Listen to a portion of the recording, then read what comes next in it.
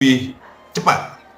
Karena jadwalnya kan sosialisasi itu ada kisaran tanggal 7 atau tanggal berapa itu jadwal untuk sosialisasi kepada mahasiswa yang nah ini menjadi sangat penting, ini sebuah langkah antisipasi yang luar biasa agar Bapak Ibu bisa menyiapkan diri lebih dini sehingga tidak panik, tidak bingung, tidak lepas orientasi dan lain sebagainya. Dan menghadapi UKM PPG, UKIN maupun UP adalah sesuatu biasa karena itu merupakan kelanjutan dari aktivitas yang Bapak Ibu sudah lalui kurang lebih 1 semester. Jadi kita memposisikan UKM PPG sebagai satu bagian dari proses yang memang harus dilewati. Bukan sesuatu yang aneh, bukan sesuatu yang menakutkan, bukan sesuatu yang membuat kita menjadi bingung dan lain sebagainya. Nah, saya kira itu. Tadi sudah banyak disampaikan, saya kira saya lanjut saja. Saya ingin sedikit saja, istilah saya bahwa hari ini kita masuk dalam era baru, Bapak Ibu sekalian. Jadi bukan new normal, saya menyebutnya era baru. Era baru itu yang saya maksud adalah, ya era setelah new normal itu juga disebut era baru. Era baru juga yang disebabkan oleh kecanggihan, kemajuan teknologi, berbagai hal, terutama teknologi informasi dan komunikasi, yang disebut dengan sekarang era 4.0. Itulah bagian dari era baru juga. Era baru yang dimana masyarakat menjadi hiper atau super informasi, masyarakat yang memiliki informasi yang luar biasa. Sekarang ini kan bangun tidur, itu informasi sudah jutaan, bahkan miliaran bisa jadi, lewat dalam dunia maya. Jadi saja kita lengah, maka sekian informasi yang terlewatkan oleh kita, yang kita tidak tahu tentang itu. Sekarang kondisinya seperti itu. Nah, karena itu, tadi sudah disampaikan, karena itu bagaimana sesungguhnya kita memiliki berbagai kapasitas, potensi, kompetensi, baik hard skill maupun soft skill yang tadi disampaikan, agar kita tetap eksis, agar kita tetap survival, agar kita tetap memenangkan dalam era baru ini yang sangat fenomenal, era baru yang sangat destruktif, era baru yang memberikan sebuah kejutan-kejutan, memberikan kekagetan-kekagetan. Tapi bila kita sigap dan siap menghadapi era baru itu, maka kekagetan, kejutan, dan lain sebagainya, perubahan-perubahan yang datang secara tiba-tiba, itu senantiasa dapat kita respon, dapat kita sikapi, dapat kita tanggapi secara bijak, secara tepat, secara cepat, dan terukur. Nah, guru tamatan PPG salah satunya harus mampu menunjukkan kapasitas dalam menghadapi situasi dalam era baru ini. Bapak sekalian, terkait dengan PPG ini, jadi PPG ini merupakan sebuah jawaban, merupakan sebuah langkah yang dirancang oleh pemerintah sebagai sebuah upaya penataan, perbaikan, reformasi terhadap hadirnya guru masa depan yang mampu merespon, mensikapi, menjawab berbagai macam tantangan-tantangan yang tadi sudah dijelaskan. Nah, karena itu Bapak sekalian, mahasiswa lulusan PPG ini harus bisa membuktikan diri, performan dirinya berbeda dengan guru yang tersertifikasi melalui program non-PPG pada model lama. Nah, itu kira-kira yang harus tumbuh kesadaran pada kita, bahwa mahasiswa atau guru tersertifikasi melalui program PPG ini harus betul-betul menunjukkan performan keprofesionalannya yang berbeda dengan guru tersertifikasi sebelumnya.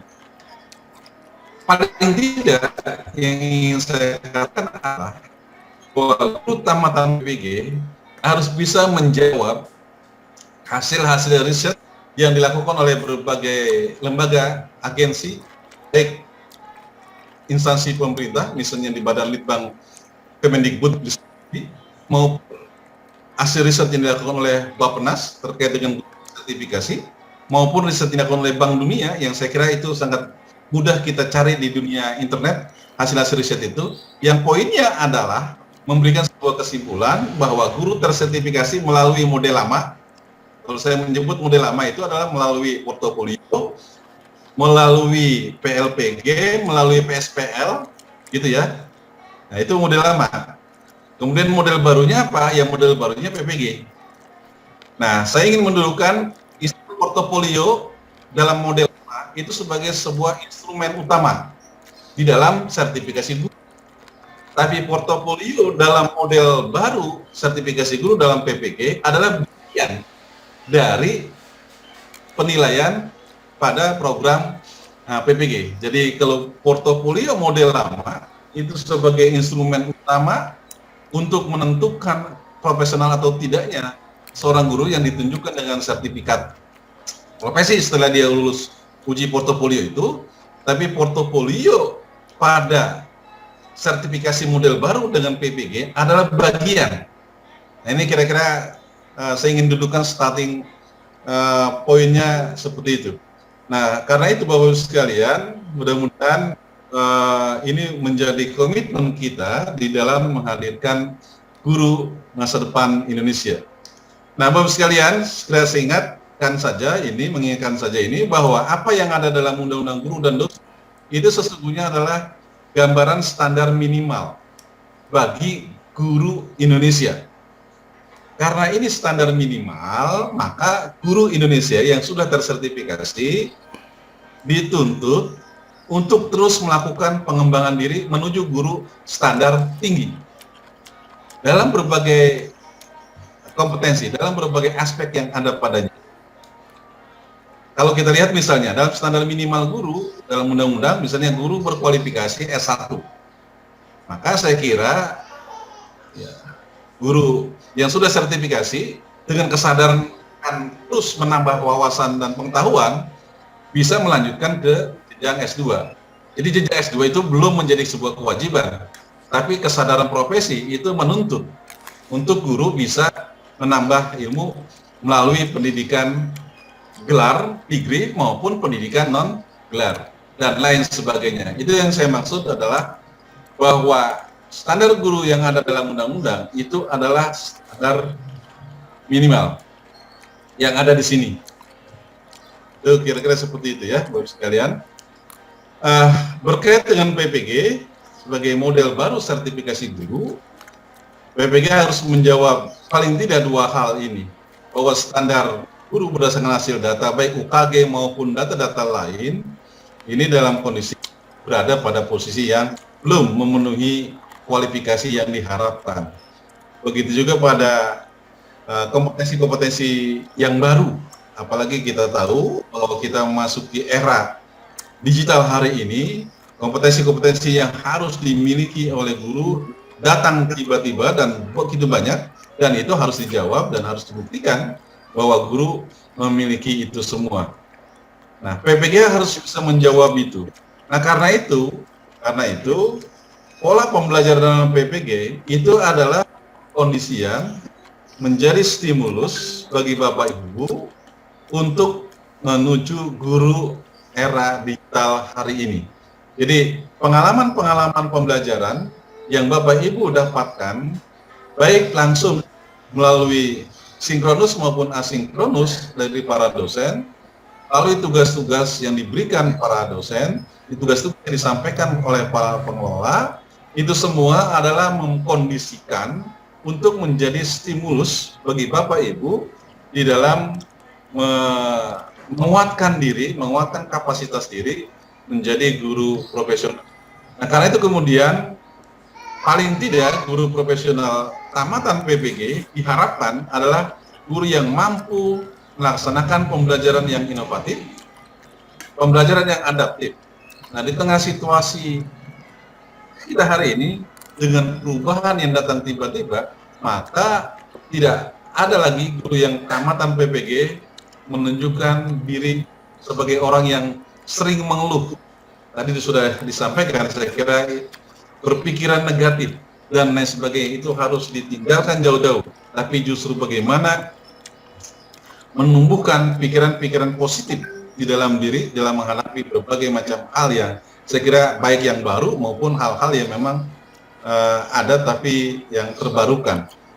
Harus menunjukkan kelincahan diri, agility. Jadi guru tamatan PPG diharapkan harus mampu menunjukkan kecekatan diri, kecermatan, tidak lamban, harus mampu memberikan inspirasi. Saya kira tadi banyak inspirasi yang kita dapatkan dalam sesi yang disampaikan oleh Pak Dr. Muklim tadi. Harus mampu melakukan refleksi dari perjalanan yang sudah ada sebagai bahan tadi untuk menatap ke depan, melihat kelemahan-kelemahan, melihat kekurangan-kekurangan, melihat apa yang sudah dilakukan dan seperti apa hasilnya, lalu kemudian melakukan perbaikan. Lalu kemudian melakukan pembelajaran yang konstruktif, memberikan peneropongan telah ke depan berdasarkan data-data yang dimiliki saat ini. Yang berikutnya adalah pembelajaran yang bermakna, bahwa pengetahuan yang didapat, yang diberikan kepada mahasiswa kita, diharapkan adalah pengetahuan yang memiliki arti pada anak didik kita. Pengetahuan yang terintegrasi antara dimensi kognitif, dimensi afektif, dimensi psikomotorik sebagai satu kesatuan yang utuh. Jadi disampaikan bagaimana dia ngerti tentang sholat, dia ngerti tentang hikmah, metakognisi dari sholat, dia menunjukkan sikap yang baik dan lain sebagainya. Itulah yang disebut dengan pembelajaran atau pengetahuan bermakna. Menyenangkan, menantang, kemudian menarik, bagaimana siswa pelajaran agama menjadi sesuatu yang terus menarik.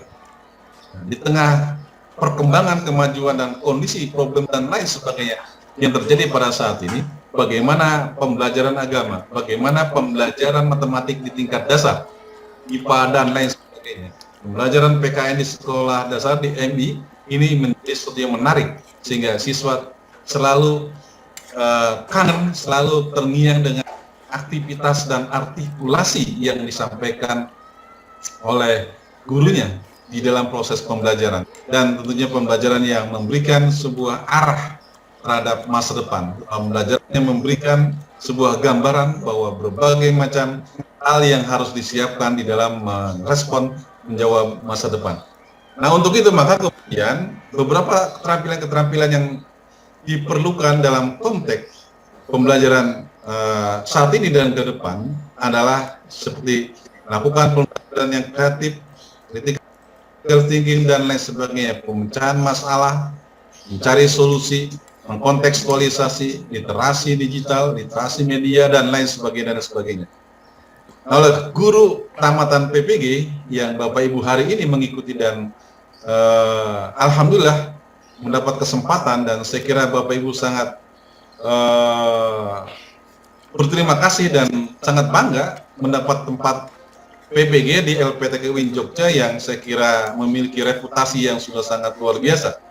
Jadi Bapak Ibu memiliki nilai tambah yang lain, sama-sama LPTK penyelenggara, tapi LPTK penyelenggara yang Bapak Ibu sekarang berada di dalamnya adalah LPTK yang memiliki reputasi dan rekognisi yang luar biasa. Jadi nilai tambah itu sesuatu yang Bapak Ibu dapatkan mengikuti PPG di LPTK UIN Jogja ini.